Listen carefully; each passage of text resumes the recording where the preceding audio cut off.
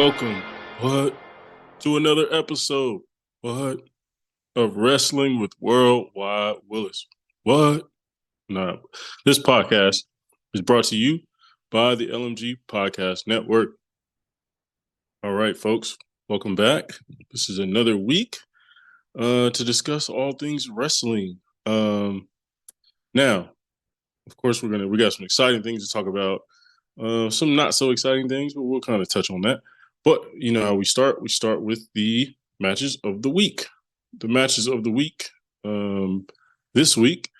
One of them was on Crown Jewel, which we will dig a little deeper into later. But Seth Rollins versus Drew McIntyre, really good match.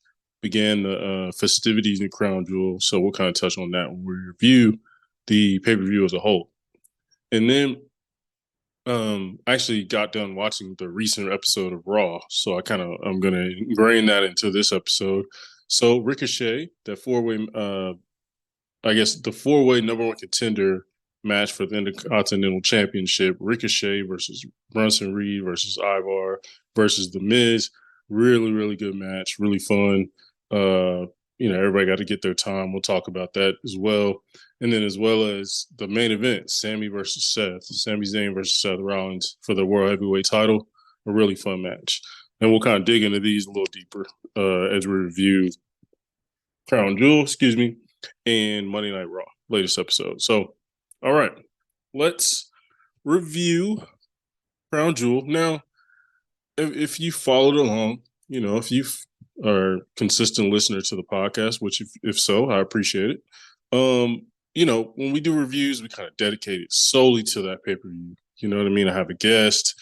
We break down each match, go thoroughly into it. It's like an hour and a half. Cool. I'll be honest.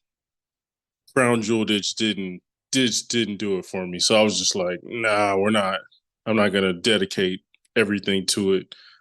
This felt like a souped up version of a Raw, obviously it had Roman Reigns, you know what I mean? It had all the champions. It had big matches, big match. At least you thought it had a big card for names. It just didn't feel like it didn't feel like the occasion you thought it would. And we'll talk about why that's the case. I kind of have some theories on why it fell a little flat for most people. Like most people are saying, Crown Jewel is probably the worst pay-per-view so far this year, which honestly, they're batting a really good percentage, right? In the Vince days, it was like you got about maybe 4 or 5 good pay-per-views an entire calendar year, whereas with Triple H, it's like 2 or 3 might miss throughout the year, but the rest of them are really good. You know what I mean? Good to great. So I'm okay with that.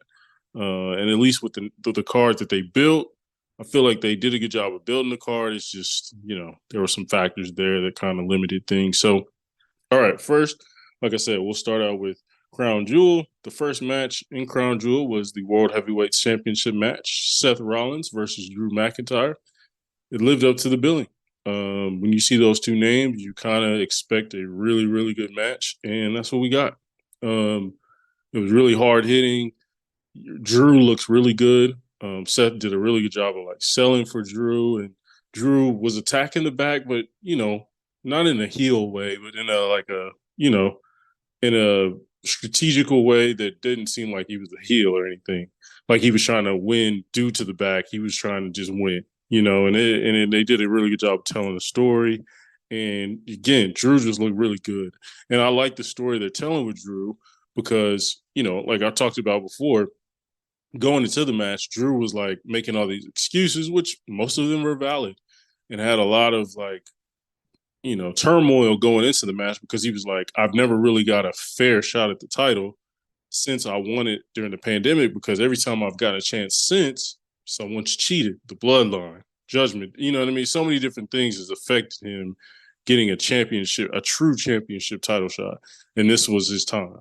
And Seth Rollins, as we know, came out with the victory.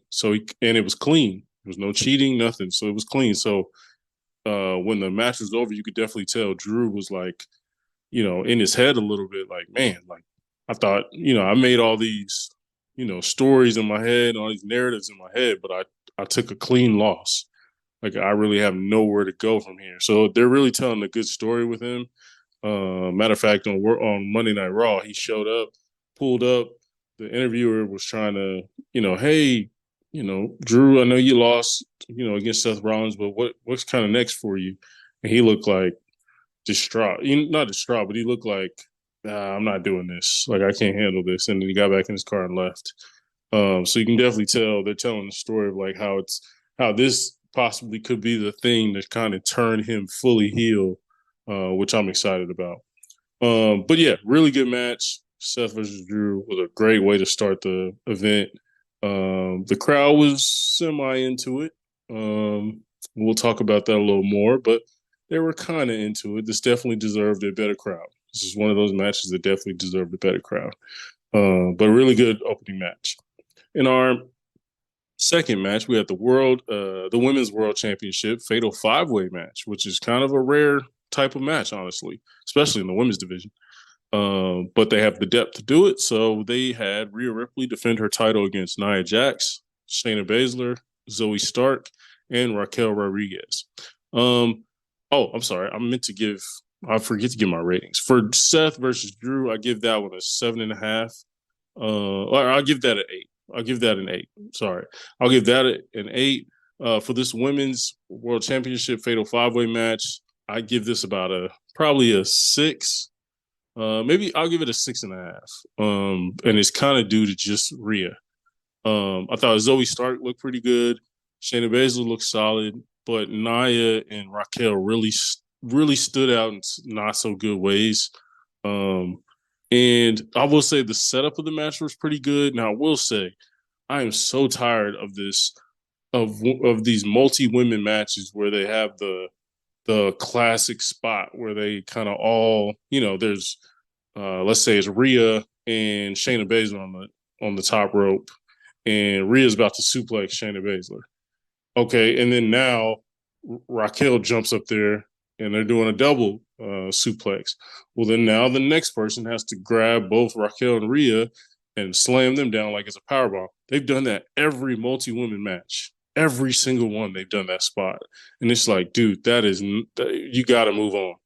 Like, it was cool the first time we saw it, but like, that's not a thing that we want to watch anymore. Like, let's stop doing that spot. It's just not a good one. And I'm kind of over that. They actually did it today, funny enough, in the men's match, which I'm annoyed with that too. But anyways, yeah, Rhea really held it together. I mean, really held this thing with scotch tape and glue. Honestly, like it was a lot of timing issues, but again, Rhea looked like $1 million. Her entrance was dope.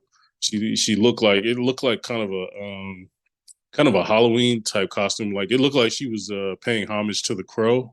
If any of you younger people have ever watched The Crow, the sitcom, that's kind of what inspired Sting to go with the silent, black and white Sting.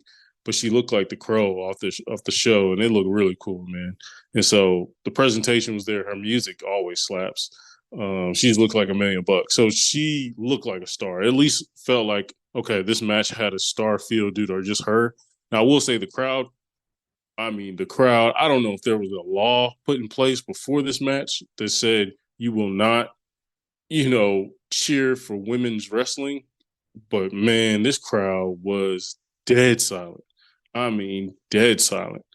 And it was just like, damn, bro, like, y'all can't cheer for women wrestling?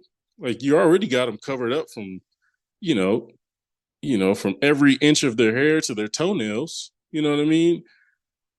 So you can't even cheer for them now? Yeah, man. That, like, the match wasn't bad. It just it felt more flat because there was no crowd interaction, no crowd participation. They weren't even in on the counts, none of that, on the pin counts, none of it. And it was just like, man, like, this doesn't feel like a championship match. It doesn't even feel like a pay-per-view. This feels like some random town on a Monday Night Raw where the crowd just decided to just check out and start watching Monday Night Football on their phone or something, And so, yeah, Rhea did a really good job. Again, Rhea sold Zoe Stark's finishing move better than anybody. Rhea is the best seller of any women's wrestler in WWE. I put her, EO, Io Sky. They're just the best at it. Bianca's up there too. Like they just sell really well. And honestly, they need to teach some of these other ladies how to sell. Because even when you're not athletic, you should know how to sell. But yeah, Rhea sold her finish really really well. But Rhea ends up getting the win clean, and yeah, really cool spot at the end where Rhea's up there, has Zoe Stark in her finisher on the Riptide, kind of halfway through the Riptide, she's going to do it off the top rope. I believe Raquel starts pinning Shayna Baszler, and then Rhea does the Riptide on top of Raquel Rodriguez while doing it. To break up the pin, she basically uses the Riptide to break the pin off the top rope, and then pins Shayna Baszler, who was at the bottom of the pile, kind of got the worst of it. So it was a really cool spot there. Really cool. You could tell the producer had a really good idea. I thought the producers did a good job. Whoever set that match up did a good job. It was just you're kind of working with, you know what I mean? It's kind of like when you're coaching and you're giving some stiff ass players. You got to work with what you work with, you know, what you're given. And Raquel and Nia are just have a lot of limitations. Even Shayna sometimes, man, she was Rhea did a riptide to her, and I swear Shayna made Rhea like deadlift her. Shayna didn't help not one bit. Like she's done that a few times to a few people. Like I've seen Rhea hit the riptide on people much bigger than Shayna Baszler. But when she does it to Shayna, I mean that thing is a struggle bus. That thing is a struggle. And I'm like, damn, like Shayna must not be helping whatsoever. She's just like dead weight. Um, but it was an okay match. Again, 6.5 out of 10. Next match, we had John Cena versus Solo Sikoa. This was more of a passing of the torch, sort of a, John Cena putting another, future guy over. Solid match. I guess it did what it needed to do. I wasn't really excited about this one. I like Solo, and I really grew to like him in NXT when he was more of the, street fighter, sort of like got on the mic, was going for the North American Championship and other things. And I think that Solo is similar to this one. Obviously, this one doesn't speak, but wrestling wise, it's a little copy and paste. And again, this is sacrilegious to say, but man, the Samoan wrestling style, I don't know. I don't know if I love it, if I'm being honest. I mean, that may be a hot take.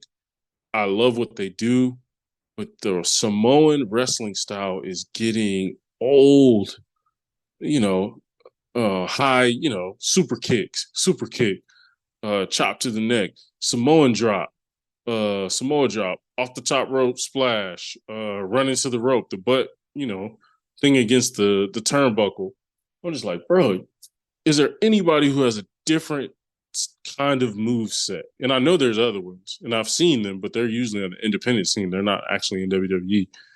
So, man, I'm just like, man, that style just doesn't do it for me, if I'm being honest. Like, it's very, very cookie cutter, very five moves of death type of feel, But I thought John did a good job. I thought, John Cena versus Austin Theory, that was terrible because it didn't seem like John did not want to be there.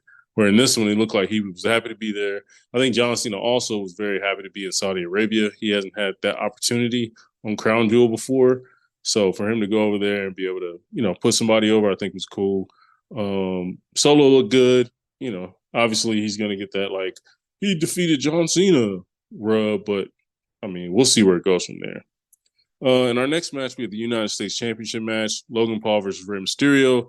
As I'm sure you've seen everywhere on social media, Logan Paul came out with the victory. He's the new United States champion. I am interested now if that means he's going to be on television, every other week. I know it's not going to be week to week, but at least every other week for the time being until he has to defend that title. I will say the match was solid.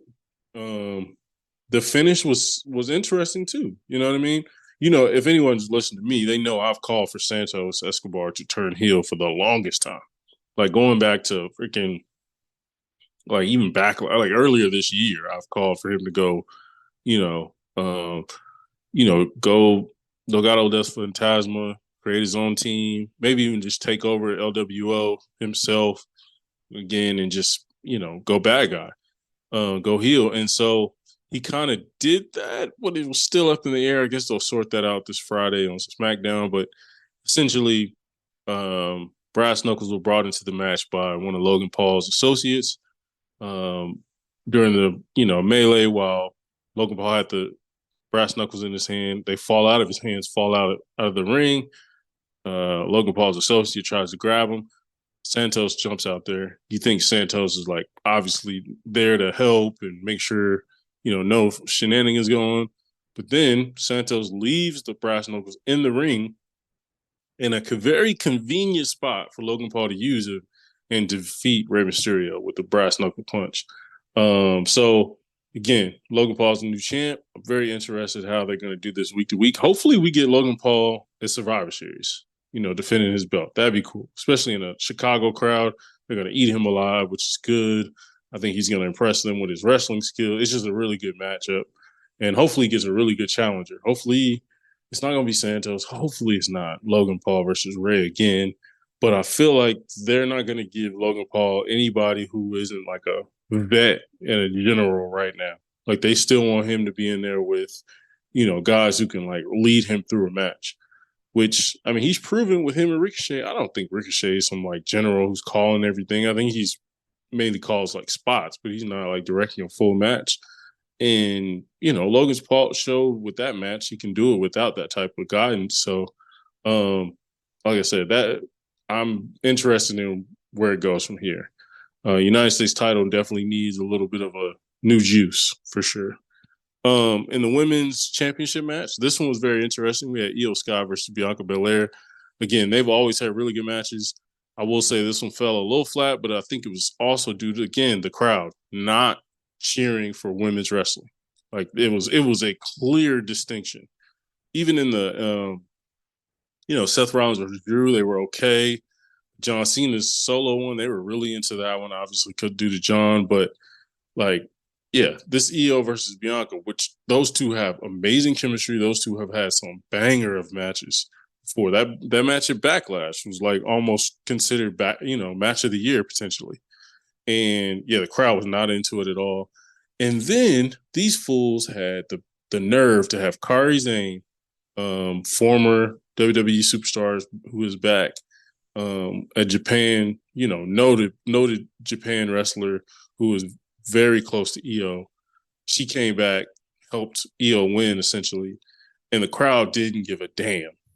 I was just like, bro, and I saw somebody complain about this on Instagram, but like, truly, if they would have just waited, just wait. Don't have Kairi come back yet. Have her come back yet, and just wait until Survivor Series. Chicago is a very pro NXT town.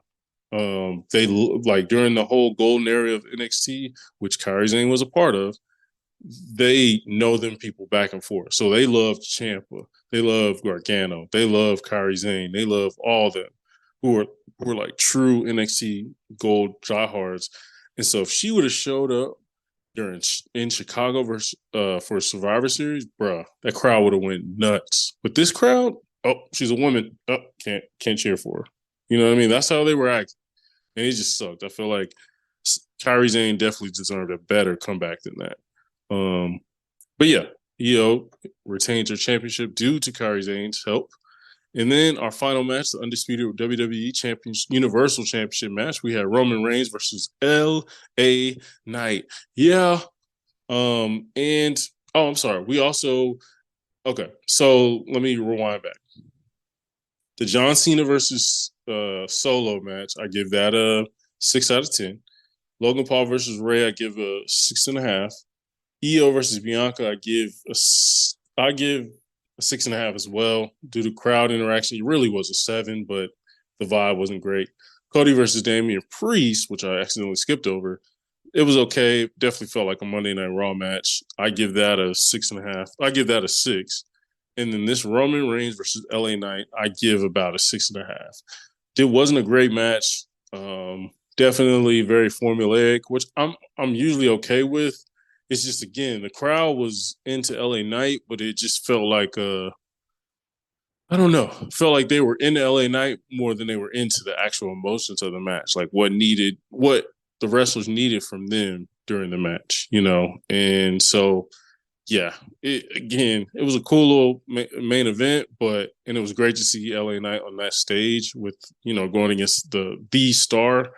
But nah, it was Roman obviously still won, still the champ. So yeah, crown for that match. Yeah, again, I give it probably a 6. Yeah, it just didn't do it for me, wrestling wise.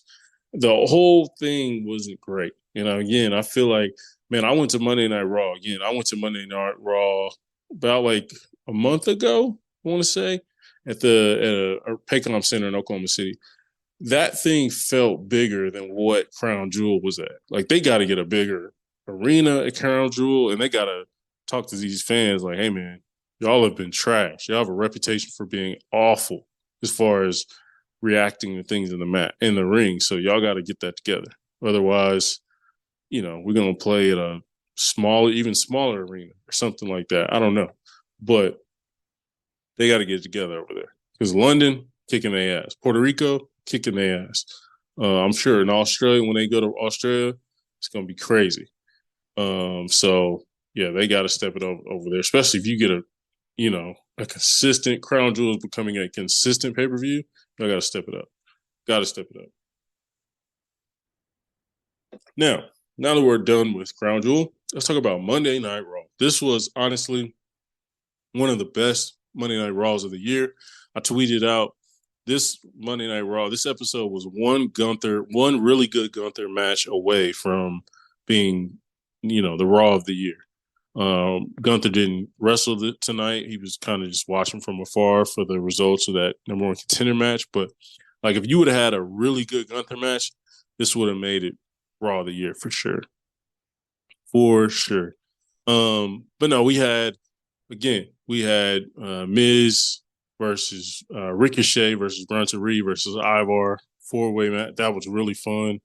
They really let everybody cook. Everybody had about at least 30 to 45 seconds to really cook and show what they can do. Ivar and Brunson, who were really, built similarly, it was really fun to see them kind of do some things and show off their athletic ability, and also show like those two matching up against each other one-on-one. The Miz really got to cook. He had a real cool sequence where he did a springboard splash. Then he did up against the ropes, boom, got caught, did the twist around, loop-de-loop, DDT. Then he goes over to Ricochet, hits him with a code breaker on the turnbuckle, then picks him up, does a little swinging DDT right into it. Like, it was cooking, man. The crowd was really, really into it. So you could definitely tell The Miz is now more of a face. So I'm excited to see where that goes. The Miz came out with a win. So I'm really excited to see that Gunther versus The Miz rivalry, continue to grow. Because, again, those are two of the best Intercontinental champions we've had in the last, 20 years. Honestly, 15 to 20 years with The Miz and the Gunther. So, and they had a really good promo battle last week where basically, Gunther was like, yeah, you were okay. You're nowhere near the wrestler I am, but you had your moment in like 2005, so he takes a little digs at him, but man, that matchup's going to be good. I saw some people online like, man, The Miz won. Ivar should have won. Such and such would have won. Yeah, I think any option in that match would have been great. But The Miz brings a different vibe to it. And if Miz goes out there and starts cooking against the best wrestler in the world, technically, like, the crowd is going to go nuts in Chicago, So, yeah, I think they made the right decision with that. The Miz brings a lot of star power. The Miz allows you to do a lot of cool, Miz TV segments and promo ideas and stuff. So it's really good. So yeah, that was that. We're gonna have Miz versus Gunther at Survivor Series. Finally, Gunther gets a pay-per-view match at Survivor Series, or a pay-per-view match to defend his title. Usually he's defending it on Raw. So I'm really excited to see him again. That Chicago is very pro NXT Gold, which Gunther was a part of that as when he was Walter. So he's going to be booed, but people will respect him out there, just like as they should. We had the Women's Royal Rumble with Zoe Stark coming out with the win, which is very surprising. I thought Becky Lynch. I didn't think Becky Lynch would win because I think they're waiting for Becky versus Rhea at WrestleMania, so they're going to hold off on that. And that's kind of what they did with the Becky coming out, essentially getting hurt uh, due to the kick from Xia Li and not be able to participate. That was basically just a diversion to keep her out of the match while the youngins go at it. So it wasn't the most entertaining women's Royal Rumble match, but it was cool. You know what I mean? It had some solid, and it definitely showed some new talent. New talent got to somewhat get their time in. Unfortunately, Nia Jax was a part of it, but that's neither here nor there. Zoe Stark will be going up against Rhea Ripley at Survivor Series for the title. I'm very surprised they went with the Zoe Stark so early, but I mean technically she's kind of been here a year. So I mean not a year, right around a year, and she hasn't had a chance yet. She had a big win. Um, I'm sorry. Zoe Stark's had some quality wins in singles matches. Um, and so, and obviously she was under Trish for a while. And actually, last time we were Saudi Arabia, I believe she was with Trish at the Night of Champions. So, yeah, I'm excited to see Zoe Stark versus Rhea. I think that could be a good match. Again, I think Rhea sells really well. She's going to make Zoe look good. I'm a little worried about Zoe's personality. You know what I mean? Like, I don't think fans are going to be like, "Oh yeah, we got to root for Zoe." Like, I think people are going to more root for Rhea. So it's going to have a kind of a opposite effect. But yeah, should be a fun one. Definitely should be a fun one. But it was definitely an entertaining segment and entertaining match with the women's Royal Rumble. Wasn't the best one I've seen, obviously due to the Royal Rumbles, actual Royal Rumbles we've gotten. But yeah, it was a very interesting, and it's always fun to see a battle royal on like free TV. That's always fun. We got to see the Creed brothers, who are now officially signed to Raw. So last week or a couple weeks ago, they made their like debut, but we weren't sure if they were officially on the main roster yet, like long term moving forward, and they are. So Creed brothers again, generational talent, man. These two are generational wrestling talent, and so they're going to take over that tag team division. They're going to be everyone's favorite tag team division moving forward. Just the stuff they can do, how fun they are, how strong they are. Their finisher is really cool with the Brutus Bomb. And so, yeah, the Creed brothers are only moving up.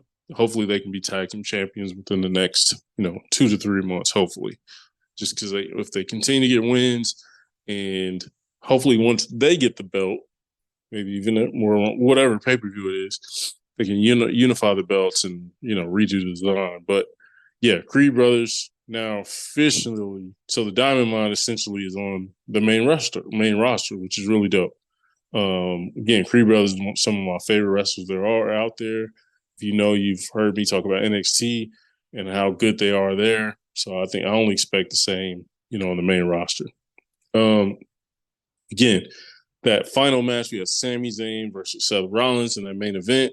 Really good match, honestly. Really good, technically sound match.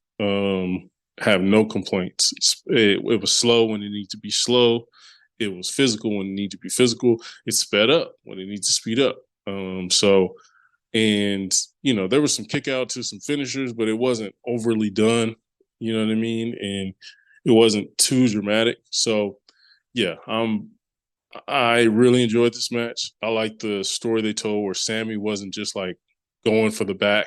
He didn't want to go against Seth while he was compromised. So he didn't want to, leave that. So he didn't do anything vicious towards Seth's back to take advantage of, his injury. He kind of just played by the rules. Unfortunately, he ended up with an L. Kind of wish he would have fought back a little bit on that. Like, I wouldn't shake Seth's hand after I just lost a championship match again. You know what I mean? I had to have respect for him, but I'm not shaking your hand right now. I wouldn't be very happy. So this led to, yeah, again, Seth beats Sammy in a roll up. Solid, not a great finish, but it does protect Sammy. He didn't get like stomped, and then 1, 2, 3. Like it was a roll up, kind of a confusion roll up into a roll up, and then 1, 2, 3. So, but Judgment Day comes out there. You know, the four members of the Judgment Day: Finn Balor, J.D. McDonough, Damian Priest, Dominic Mysterio come out, start attacking Seth and Sammy. Well, then here comes Jey Uso and Cody Rhodes. They start going at it. It's chaos. It's a big brawl. Then the GM, which I'm very happy they have a GM now, Adam Pearce, official GM for both brands. But for Raw, Adam Pearce is like, I'm tired of games. We're doing war games. You know, if they had my boy Regal do it, it would have probably hit a little harder. But either way, I'm super, super excited for war games. Judgment Day versus Sami Zayn, Jey Uso, Cody Rhodes, and Seth Rollins. Like those are some of the most over people out there outside of LA Knight, you know. So really, that's gonna be a really fun match. It's gonna be a really fun one, and I'm excited for it. And I'm just glad that they decide to go with War Games again. I kind of wanted them to do the NXT versus SmackDown versus Raw, but that's kind of high hopes. Sounds like they might do that next year, maybe, but this year they're going like with the more traditional look. So War Games, super excited. Survivor Series in Chicago again. I think it was in Chicago last year as well. It should be a really fun match. And I'm excited to see what they do with the women's and the other divisions. But yeah, it was a really cool way to end the show. Definitely chaotic. It definitely felt like people were going at war. So I'm excited for that match. Excited for the entire card. You know, you got Miz versus Gunther. You got Zoe Stark versus Rhea. You got a War Games match. We're probably going to get a women's War Games match. We're probably going to get maybe even I'm hoping they do a traditional Survivor Series showcase match, maybe at the beginning of the card with, Creed brothers, Nakamura, Ricochet and Bronson Reed. You know what I mean? Just like I hope they do a traditional 5-on-5 match with SmackDown, and just, you ain't got to make it the highest stakes. You know what I mean? You can just put in people that you want to still be on TV. You don't have to necessarily make it like a crazy, crazy important match, just, or for pride, brand pride or any of that. You just want to, let these people get on TV and get in front of the camera and on a pay-per-view. So I'd be cool. And Triple H is very he likes history. So I can see him still doing that. I want to say they did something similar to that last year, even though they had a War Games match, but I can't remember all the way. But War Games, definitely excited for it. Should be a really good card. And again, Chicago crowd is amazing. So that you're going to have the crowd feel, unlike what we did with Crown Jewel, where it felt like all those people were asleep. So my top five today is my top 5 women's wrestlers right now. And again, this is my opinion. So number 5, Io Sky. Io Sky, technically, if we're just going off just technical wrestling, I think Io is the best. I really do. I think Io is the most versatile. She has everything you need. Can jump off whatever. Has a high flying. Has the very physical, move set as well. So yeah, Io. The entrance music, slaps every time. She had one of the greatest NXT women's reigns of all time as well. She was going up against the best of the best. And so, yeah, number 5 for me, Io Sky. Now, number 4 for me is Bianca Belair. I love Bianca. Bianca's great. There's been some matches with hers where they didn't connect with me as well as, essentially her match with Io. But that was more, I think, crowd participation than her actual, her actual resume. Because I think the crowd just, unfortunately, they weren't into it, so it kind of, took you out. It kind of distracted you from what was going on. But Bianca's and Io's match, again, potentially match of the year, the one they had at Backlash. So Bianca has a crazy resume. Her and Becky Lynch's SummerSlam match, uh, top tier. Her match with Becky Lynch at WrestleMania was one of the best of all time. So Bianca is funny. Like people like Pat who think she can't wrestle. I'm like, bro, do you watch her wrestle? Like, do you actually watch her? Like, have you taken her out of the just a good athlete category and been like, okay, I'm actually gonna watch her wrestle and then make a decision from there? Because if you've done that, she's clearly has amazing matches after amazing match. Go watch that 2020 Royal Rumble with her and Rhea ending it at the end. Amazing match. She did a great job. Even in 2021 Royal Rumble and 2020 Royal Rumble, she did an amazing job. Obviously, the WrestleMania match with her and Sasha Banks, amazing. Like the girl has a resume. Um, I think she has a Hell in a Cell match with Becky too. That was crazy. It was a Hell in a Cell match with her and Bailey that was top tier. So yeah, man. Like Rhea got that's not even including her NXT days. So Bianca got a resume, and it's funny to me when I hear people say she can't actually wrestle. I'm like, bro, what are you watching? Like, just because she's strong and athletic doesn't mean she fits the category of just an athlete. Like, the girl can wrestle. Um, so number three for me, Rhea Ripley. Um, I've been a Rhea fan since the first time I saw her at the Mae Young Classic in NXT. I just thought she has a look, she has a strength. She can sell. She sells like a cruiserweight. She sells like, you know what I mean? She sells in a way that you don't think of her as a monster. I don't think she wants to be. I think she kind of wants to be looked at as okay. She can dominate. Of course, she's no on top. Look at her. But you also sometimes as the Roman Reigns does this too. Yeah, I'm the big dog. Yeah, I'm the monster. Yeah, I'm the final boss. But I also can sell really well to make other people look good. Again, going up against the final boss, and that's what Rhea does. And so I really like that. I really liked it.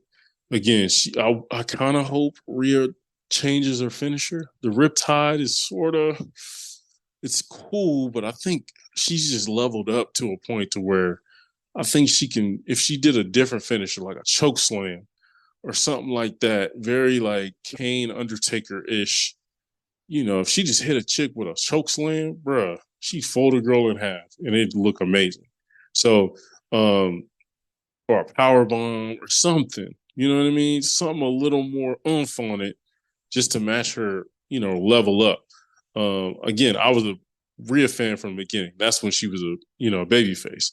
So the character didn't have as much, chisel to it. It was she was kind of finding her way. She had a little, Bailey esque, like she was definitely wanted to be a crowd favorite, for the kids and all that stuff. But she was still kind of a rocker too. She had some really cool music and a great look, obviously. So um, once she got with the Judgment Day, that's when it took off. And obviously, as you know, like her being the mommy and basically the leader, de facto leader of the Judgment Day, and just being and again, I've talked about it numerous times. I won't get into the internet fans complaining about Rhea Ripley's championship reign. It's silly at this point. They're just going to think what they want to think. But her mic work, her work on segments in the back, I guess I like her even more. Her wrestling is amazing, but like Rhea Ripley, the character, man, like I don't know if there isn't a better character right now. L.A. Knight is obviously great, but to me, Rhea Ripley's up there with anybody as far as character work. Like she's putting on deals with the Bloodline, and you legitimately be like, oh yeah, I mean, of course she's trying to pitch people to join, and she's shaking hands, kissing babies as the leader, of course. You can legitimately see Rhea Ripley being the leader of a majority of men led faction. You know what I'm saying? Like you could see that. Where any other woman, you'd be like, I don't know if that works. So Rhea's amazing, man. She's top tier. She's one of the top three most relevant stars in wrestling right now, man or woman. So I'm always a fan. Becky Lynch for me, number two. Becky Lynch is one of those people that I didn't have respect for them coming. I almost say respect. I didn't love their wrestling style. I didn't love Becky's wrestling style. I didn't think she could. I didn't think she could go. I thought she was sometimes, due to her unathletic ability, like she's not very athletic. I thought, oh, okay, she can't hang with the Charlottes, the Biancas, the Rheas. She can't hang. Where I learned very quickly in the last couple of years that's not the case. Her Hell in the Cell matches with Sasha Banks were some of my favorite matches ever. Her matches with Bianca, like I said, that steel cage match she had with Trish Stratus, that was crazy. She had no business making that match as good as it was. No business whatsoever. So that, again, those are the things that put me over with Becky. When she was going up against people who are either younger or older and can't go like they used to, she was leading in both categories. She was leading the new up and comer. She was like the ring general. Like I always respect those people who are the ring general in a match, right? Where they're calling things, where they're, making the match, kind of laying the match out. And she did that with Bianca. She's done that, I think, with Sasha does that. But when she does it with some of the younger talent, you can tell, again, what she just did with the NXT title with Tiffany Stratton and going up against Lyra Valkyria and all these people. Like, again, it looks really good and it shows she can go with anybody and can lead anybody into having a great match. That's key to me. And another big thing, she's the best promo in women's history. There's no women's wrestler who's ever been as good as her.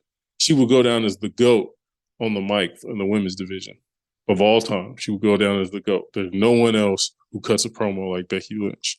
She cuts a promo and you don't even think there's a woman's talking, the man's talking, whatever. You just like, okay, Becky, the man is talking.